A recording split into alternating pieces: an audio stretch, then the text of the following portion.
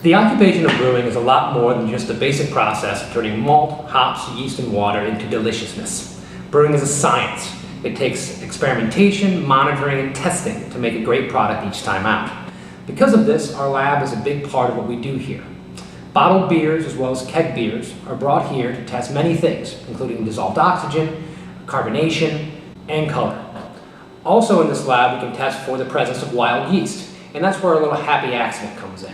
While testing a recent batch of our 3 Fates Triple to make sure the bottles are ready for the market, we picked up the presence of Brettanomyces, or Brett for short. Brett is a type of wild yeast that is found all over our environment, including on the skins of fruits. There are many strains of Brett that can produce a wide range of flavors, and many breweries all over the world use Brett for part of, if not all of their fermentation.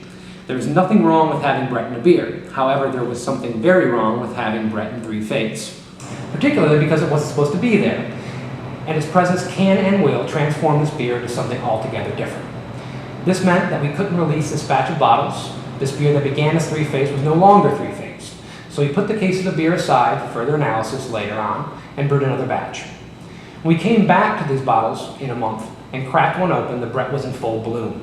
The beer was noticeably drier, which is normal for a Brett beer, and it began expressing a slight tropical note, as well as a subtle but apparent funk that accompanies many Brett and sour beers. It was delicious. So delicious, in fact, that after discussing it with the rest of our team, we decided to begin down the road of reproducing this wild yeast to use in future applications, including, but not limited to, our current barrel program. Well, that was all well and good for the future, but what to do with the bottles that we have?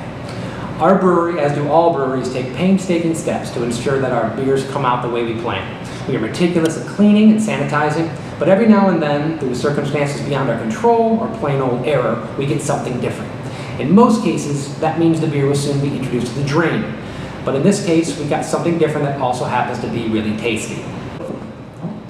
So we're going to release this exclusively to our tasting room.